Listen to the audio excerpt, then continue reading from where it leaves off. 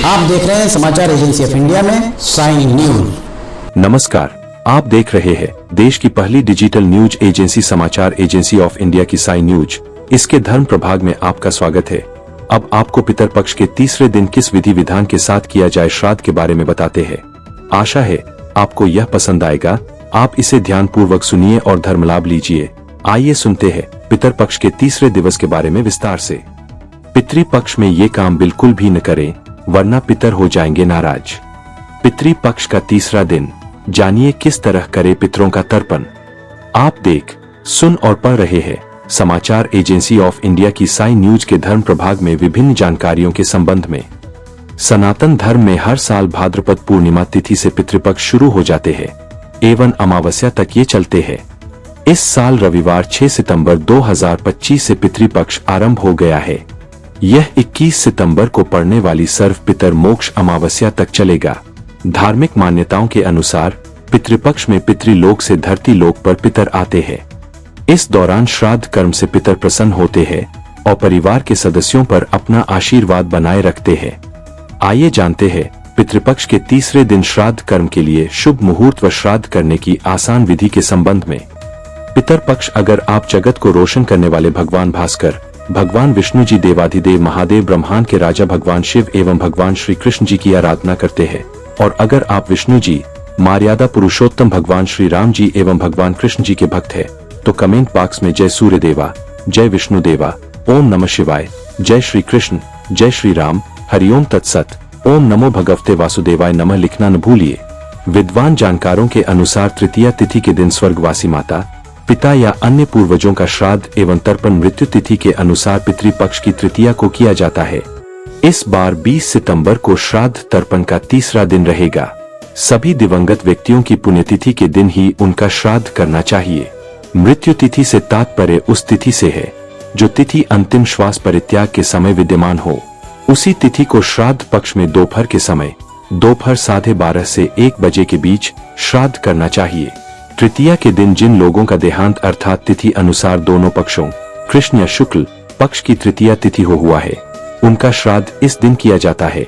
अगर तिथि ज्ञात न हो तो सर्व पितृ अमावस्या को श्राद्ध करें।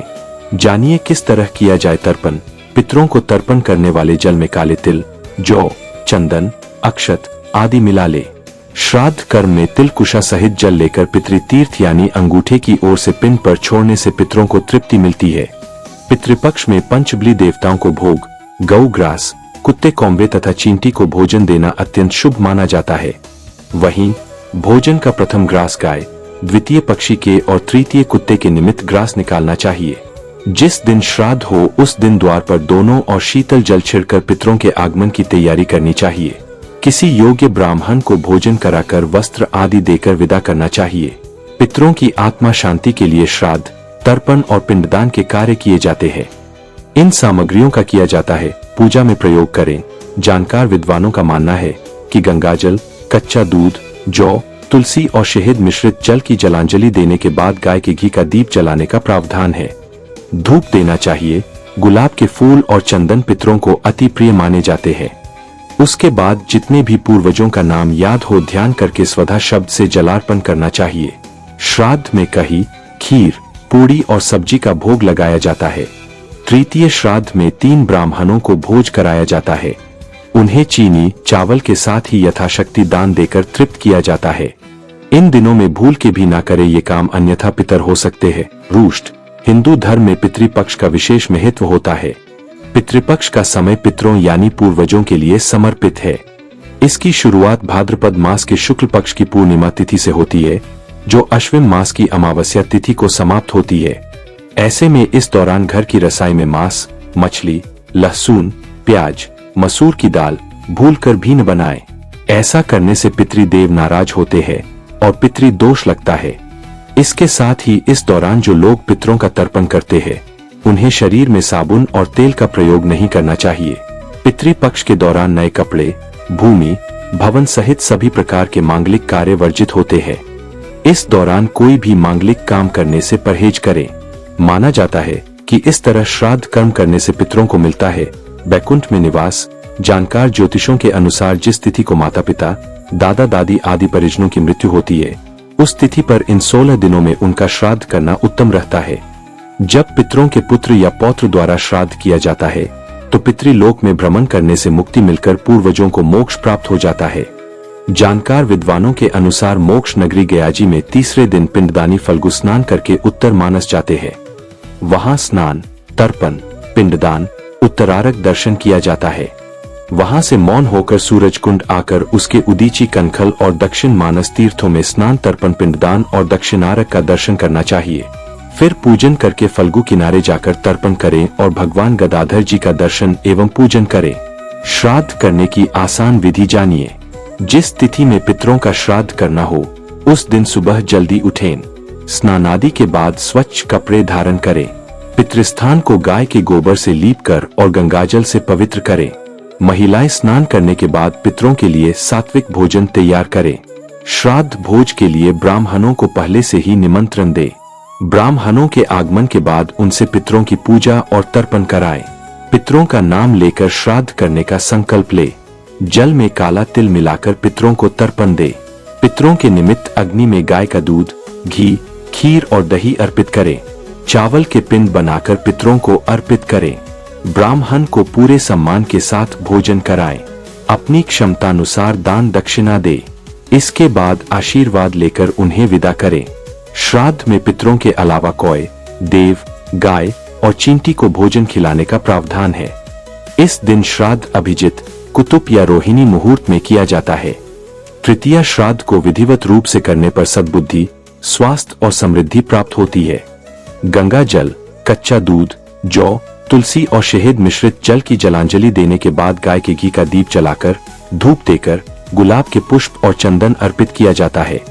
तत्पश्चात पिता से प्रारंभ करके पूर्वजों के जहां तक नाम याद हो वहां तक के पितरों के नामोच्चारण करके स्वधा शब्द से अन्न और जल अर्पित करना चाहिए तथा इस दिन भगवान विष्णु और यम की पूजा करने के बाद तर्पण कर्म करना चाहिए।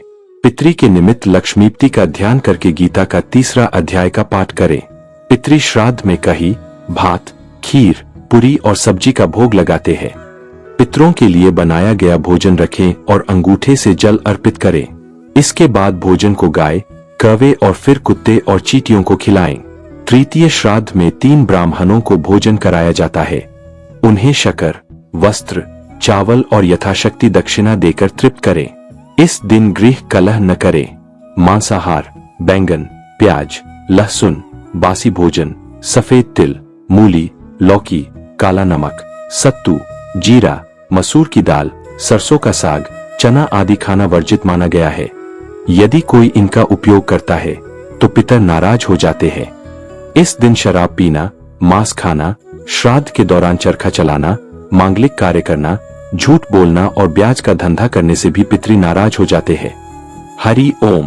पितर पक्ष अगर आप जगत को रोशन करने वाले भगवान भास्कर, भगवान विष्णु जी, देवाधिदेव महादेव, ब्रह्मांड के राजा भगवान शिव एवं भगवान श्री कृष्ण जी की आराधना करते हैं और अगर आप विष्णु जी एवं भगवान कृष्ण जी, मर्यादा पुरुषोत्तम भगवान श्री राम जी के भक्त है तो कमेंट बॉक्स में जय सूर्य देवा, जय विष्णु देवा, ओम नमः शिवाय, जय श्री कृष्ण, हरिओम तत्सत, जय श्री राम, ओम नमो भगवते वासुदेवाय नमः लिखना न भूलिए। यहाँ बताए गए उपाय, लाभ, सलाह और कथन आदि सिर्फ मान्यता और जानकारियों पर आधारित है। यहाँ यह बताना जरूरी है कि किसी भी मान्यता या जानकारी की समाचार एजेंसी ऑफ इंडिया के द्वारा पुष्टि नहीं की जाती है। यहाँ दी गई जानकारी में निहित जानकारी विभिन्न माध्यमों, ज्योतिषियों, पंचांग, प्रवचनों, मान्यताओं, धर्म ग्रंथों, दंत कथाओं, किंवदंतियों आदि से संग्रहित की गई है।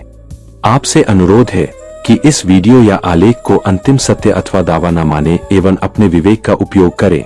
समाचार एजेंसी ऑफ इंडिया पूरी तरह से अंधविश्वास के खिलाफ है। किसी भी जानकारी या मान्यता को अमल में लाने से पहले संबंधित विशेषज्ञ से सलाह ले। अगर आपको समाचार एजेंसी ऑफ इंडिया में खबरें आदि पसंद आ रही हो तो आप इसे लाइक, शेयर व सब्सक्राइब अवश्य करें।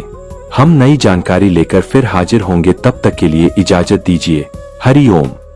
समाचार एजेंसी ऑफ इंडिया की साई न्यूज में प्रसारित खबरें, गीत, गजल, भजन आदि पसंद आ रहे हों तो आप इसे लाइक, सब्सक्राइब व शेयर जरूर करें।